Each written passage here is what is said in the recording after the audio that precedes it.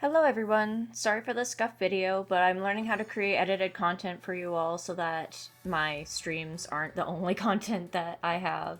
So I appreciate your patience in getting new content from me. Before we begin, I'd like to thank Bye Gaming. I hope I said that right.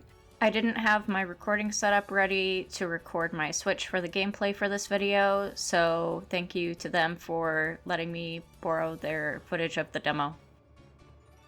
Also, if you enjoy this video, I am currently working on a video essay about the first Phantom Brave game, so if you want to check that out, please subscribe, and hopefully it'll be out soon, but it's definitely not going to be out by the time Lost Hero releases, which is why I wanted to give you guys my first impressions now. So, without further ado, let's go! If you had to ask me for my favorite NIS game, my answer would always be Phantom Brave. Phantom Brave was actually the game that got me into Japanese strategy RPGs, and especially into the other Nipponichi software titles such as the Disgaea series. The original game was released in 2004 on the PS2 and has been getting many re-releases throughout the past 20 years. Notably, the re-releases actually do add an additional storyline, like how the remaster of Disgaea for PSP and DS had Etna mode. Phantom Brave got an additional storyline called Another Morona. Now, for most fans of the series, we didn't expect a true sequel. Most people thought that Another Morona was the last bit of new Phantom Brave content we would see. In my research, I have found that apparently there was some sort of Phantom Brave MMO, and if you can find video or like anything from that, I'm really curious. Obviously it was short-lived and only in Japan, but I was really curious to see what a Phantom Brave MMO must have been like. So, fast forward to 2024, and out of the blue, Phantom Brave The Lost Hero is announced for PlayStation, Switch, and PC. Having loved this game so much, I was thrilled to hear about this. I didn't watch any of the coverage live, but I knew that NIS was showcasing something, so I kept my eye on the news, and there it was. So they're using the cel-shaded 3D chibi style that the recent Disgaea games were known for, and we were about to get another entry into Phantom Brave after more than 20 years. So when I got an email in my inbox saying that the demo was available now, I totally loaded it onto my Switch as soon as possible. But when I opened it up, I got... What are those creatures? Who are you? Watch out, Morona! Stay back! Too late! Let me go! It's no use struggling. Your powers are too much for you. I'll take them. Let her go! Hang on, Morona! I was right there. I'm sorry!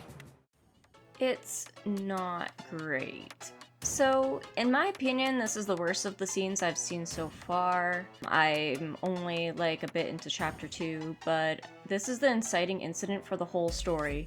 Which, the story seems lazily written, unless there's some fantastic twist further in the game or something.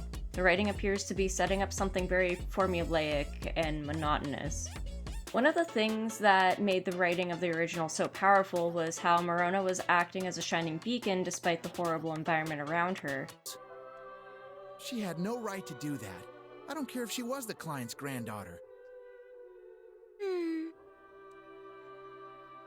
Don't worry. Those clothes were too small for me anyway. Now that people respect her and adore her, there's not any punch to the story so far. In general, I've been finding Morona in this game to feel a little bit flat.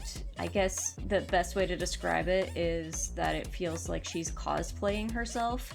I'm not sure if this is just because of the time gap between the original and this game, or if it's even the voice performance.